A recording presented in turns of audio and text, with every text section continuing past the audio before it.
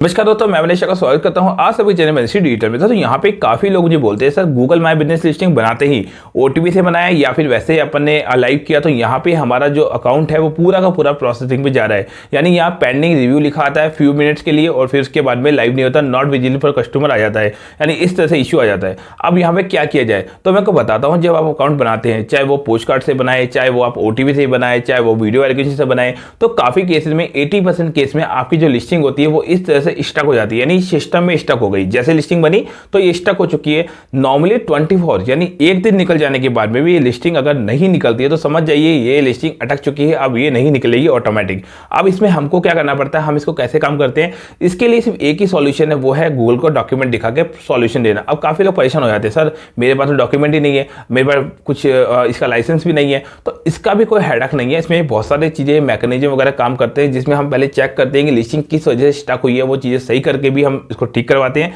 या फिर ये भी देखना पड़ता है कि लिस्टिंग जो बनी है वो सही बनी है ना। जैसे कि एक कस्टमर मेरा था, उन्होंने लिस्टिंग बनाई, अब मुझे पता चला कि उन्होंने एड्रेस में नंबर डाल दिया जो गलत था, तो उसको ठीक किया, उसके बाद में उनकी लिस्टिंग लाइव हो गई। ऐसे बहुत सारी चीजें हम चेक करते हैं। तो नॉर्मली 60% केस में लिस्टिंग वही लाइव हो जाती है। अगर हमें लगता है कि ये सब कुछ ठीक है, उसके बाद भी स्टक हो रखी, तो स्टक के लिए हम क्या करते हैं, फिर वापस से गूगल की टीम से बात करते हैं। गूगल की टीम से बात करने के बाद में उस लिस्टिंग को ठीक करवाते हैं और वो लिस्टिंग 100% ठीक हो जाती है। अब काफी लोग क्या करते हैं गलती कि अपनी लिस्टिंग प्रोसेसिंग में चले गए, उस लिस्टिंग को डिलीट करके नई लिस्टिंग बनाएंगे, फिर वापस प्रोसेसिंग में चलेगी, वापस नहीं बनाएंगे।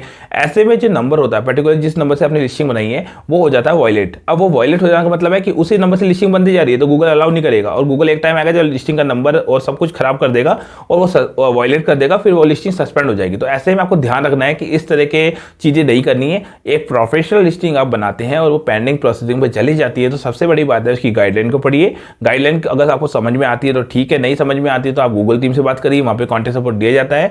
अगर फिर भी वहां से कोई रिप्लाई नहीं आता है या फिर लिस्टिंग 1 डे से ज्यादा पेंडिंग प्रोसेस में पड़ी हुई है तो मुझे दिए नंबर पर कॉन्टेक्ट करना ना भूले, ताकि ऐसे वीडियो आपको मिलते रहे, साथ ही मैं आपकी प्रॉब्लम को सॉल्व करवा सकूं दोस्तों।